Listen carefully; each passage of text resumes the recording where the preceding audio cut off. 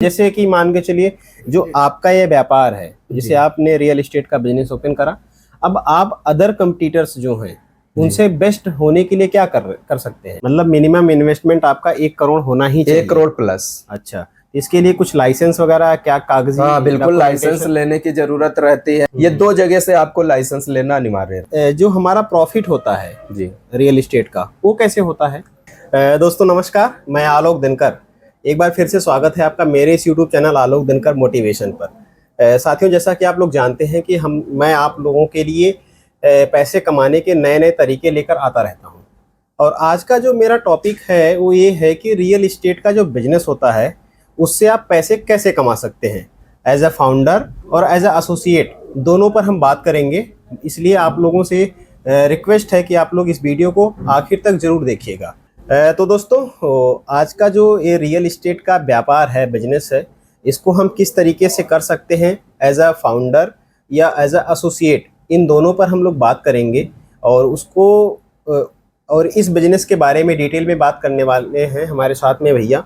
क्या नाम है आपका? सतीश सिंह चौहान। तो ये जो रियल एस्टेट का बिजनेस है आपका, ये कितने साल से चल रहा है?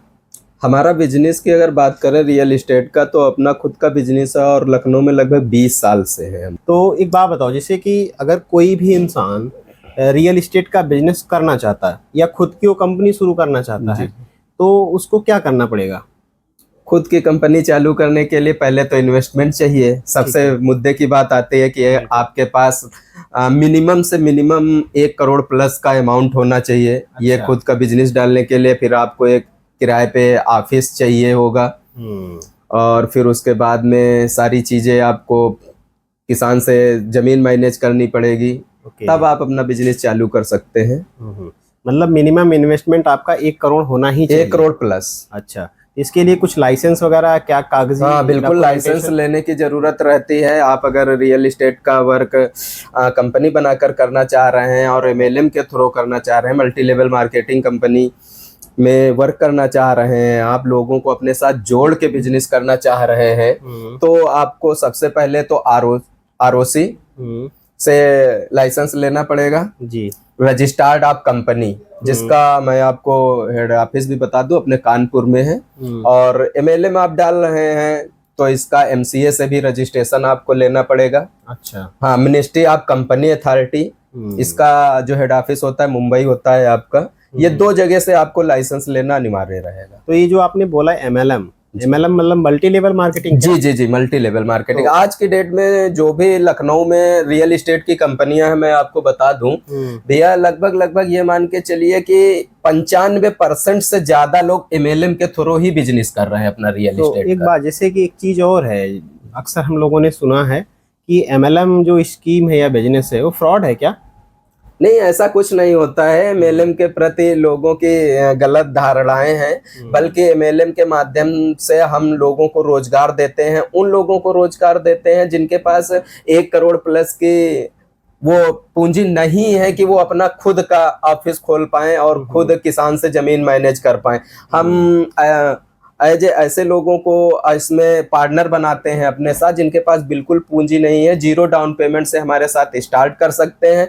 और फ्रॉड का कहीं चांस ही नहीं है, क्योंकि रियल एस्टेट में आप आते हैं तो आप अपने कस्टमर को पहले यहाँ पे जमीन दिखाते हैं। जमीन जब उसको पसंद आती है तो कस्टमर कहीं ना कहीं अपनी फैमिली में दिखाता है वो चीज। जब उसके फैमिली को पसंद आती है, फिर वो कागज चेक कराता है। सारा प्रोसेस कर लेने के बाद, संतुष्ट हो लेने के बाद, हम तुरंत कब्जा देते हैं वहां पे। अच्छा। कब्जा देने के बाद में आगे उसकी रजिस्ट्री होती है। तो फ्रॉड का कोई चांस है ही नहीं, जैसा कि लोगों ने भ्रांतियां बना रखी हैं कि जोड़ने वाले काम में थोड़ा सा वो होता है। तो ऐसा कुछ भी नहीं है। आप आएंगे, देखेंगे, कहीं भी किसी भी कंपनी में आप जाएंगे तो वहाँ की चीजें आपको देखनी होंगी। जैसे कुछ कंपनियां हैं कि मैप पे ही प्लॉट सेल करती हैं, कुछ कंपनियां हैं कि पहले तुरंत पोजीशन देंगी आपको, उसके बाद आपको पैसा देना है।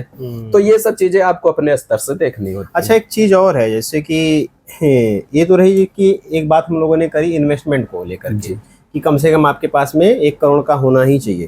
तो पैसे तो लगा दिया, अब जो हमारा प्रॉफिट होता है जी रियल एस्टेट का, वो कैसे होता है? प्रॉफिट अब जैसे उसी पूंजी पे निकाला जाता है। जैसे सपोज दैट 1 करोड़ में आपने 1 बीघे जमीन किसान से ली, उस पर डेवलपमेंट करेंगे आप, अब उस पर रोड डालेंगे आप, वो रोड का एरिया निकाल के एक्चुअल कितनी जमीन आपकी बच रही है, फिर रोड पे प्रति स्क्वायर फीट इतने रोड है हमारी और इतने रोड पे कितना खर्चा आएगा, वो आपके मूलधन में जुड़ जाएगा। सपोज दैट आपने 1 करोड़ की प्रॉपर्टी खरीदी और आप उस पे 20 लाख रुपए का डेवलपमेंट चार्ज लगा रहे हैं, तो आपका 1 करोड़ 20 लाख हो गया। 1 करोड़ 20 लाख में जो जमीन आपके पास मैप पे निकली, आप उस अपना प्रॉफिट शामिल करके उस हिसाब से अपने रेट रख लेंगे। अच्छा, फिर भी अगर एवरेज हम लोग देखें तो 1 करोड़ का कोई इन्वेस्टमेंट करता है तो ऑन एन एवरेज उसमें कितना उसका प्रॉफिट हो सकता है? लगभग ये मान के चलिए कि 15% 20% का प्रॉफिट निकलता है। और हाँ, ये मान के चलिए 6 महीने अबव का समय लगता है। 6 महीने का टाइम लगेगा, लेकिन 15 से 20% तक का आपका प्रॉफिट हो जाएगा। बिल्कुल ठीक है, बिल्कुल। अच्छा, एक बात बताओ सर, जैसे कि जो रियल एस्टेट का बिजनेस है, इसको जब हम शुरू करते हैं तो मार्केट में क्या क्या चैलेंजेस आते हैं, परेशानियां क्या क्या आती हैं? मार्केट में देखो आज के डेट में कंपटीशन बहुत ज्यादा है। जैसा कि आपने बताया, किसी को अपना बिजनेस चालू करने के लिए देखा जाए, अगर जो लोग पहले से रियल एस्टेट में हैं उनके पास पैसे की प्रॉब्लम नहीं है, लगभग 1 करोड़ रुपया हो जाता है। पैसे की प्रॉब्लम छोटे लोगों के पास है जो रियल एस्टेट से जुड़े नहीं है। अब कुछ लोग हैं जो उनका पुश्तैनी खुद का जमीन है यहाँ पे लखनऊ के अंदर, और यहाँ पे रियल एस्टेट के दाम बहुत ज्यादा है। आप देख रहे हैं, बीघे में चले जाए तो कहीं करोड़ 50 लाख से नीचे है ही नहीं। आप इंटीरियर एरिया में भी चले जाएंगे तब भी आपको 50 लाख से नीचे जमीन नहीं मिलेगी। अब जिनकी खुद की जमीनें हैं, नॉलेज कोई नहीं है, अब उनको पैसा भी नहीं लगाना है, एक ऑफिस खोला, किराए पे ही ले लिया, 4 लोगों को बिठा लिया, अपना चालू कर दिया। तो इस वजह से कंपटीशन है मार्केट में।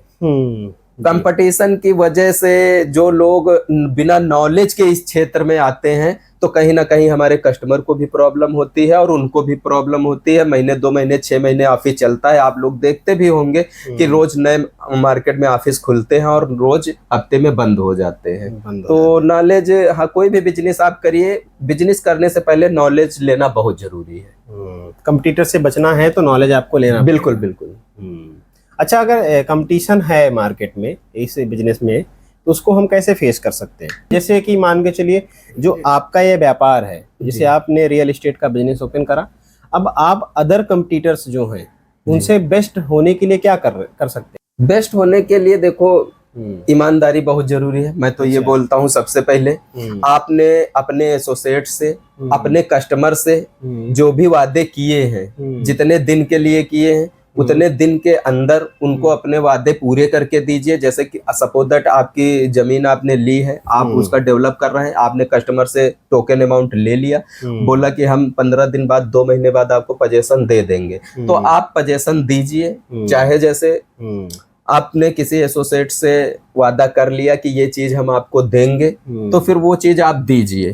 धीरे धीरे देखो, विश्वास इतनी जल्दी नहीं आता है। कोई भी बिजनेस हो, रियल एस्टेट का बिजनेस हो या कोई दूसरा बिजनेस हो, जब आप धीरे धीरे मार्केट में काम करते हैं और आप धीरे धीरे ग्रो करते हैं, तो ईमानदारी बहुत जरूरी है।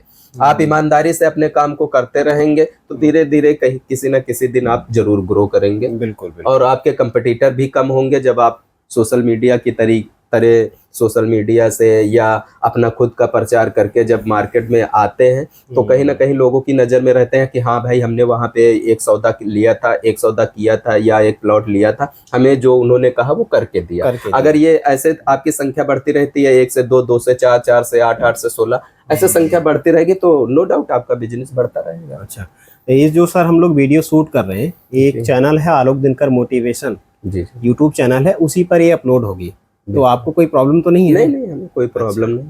ठीक है।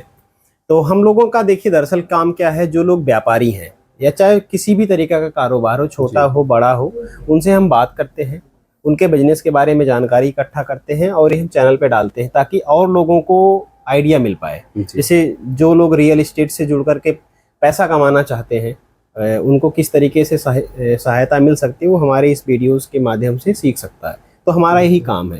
तो अगर इसके बारे में आप कुछ कहना चाहें तो आप कह सकते हैं। बहुत बढ़िया भैया, आपको बहुत बहुत बधाई कि आप लोगों तक इस सिस्टम से जानकारी पहुंचा रहे हैं, वो भी निःशुल्क पहुंचा रहे हैं। तो बहुत बहुत धन्यवाद है आपका कि आप लोगों की मदद कर रहे हैं। देखो कहीं ना कहीं हमने अभी एक बात पहले कही थी कि जिन लोगों के पास पैसा नहीं वो हमारे साथ जुड़ के काम कर सकते हैं, लेकिन कुछ लोग हमारे मित्र ऐसे भी हैं जिनके पास पैसा है, 1-2 करोड़ 5 करोड़ भी है, लेकिन उनको नॉलेज नहीं है, जानकारी नहीं है कि किस तरीके से हम अपना बिजनेस स्टार्ट करें। वो सोच रहे हैं, ठीक है, बिजनेस स्टार्ट करने के लिए पैसा तो है लेकिन नॉलेज नहीं है। तो ये वीडियो आपका उनके लिए भी यूजफुल रहेगा कि आपके वीडियो को देखकर उनको थोड़ी सी सहायता मिलेगी। और बाकी किसी दिन और आप आइएगा तो बैठ के फिर रियल एस्टेट पे पूरा विस्तृत चर्चा करेंगे। जो लोग इससे बिजनेस से जुड़ना चाहते हैं, जो अपना खुद का बिजनेस भी करना चाहते हैं, या जो हमारे साथ जुड़कर काम करना चाहते हैं, जो दोनों पहलू पे हम बात करेंगे। जी, बहुत बहुत धन्यवाद सर। Thank you.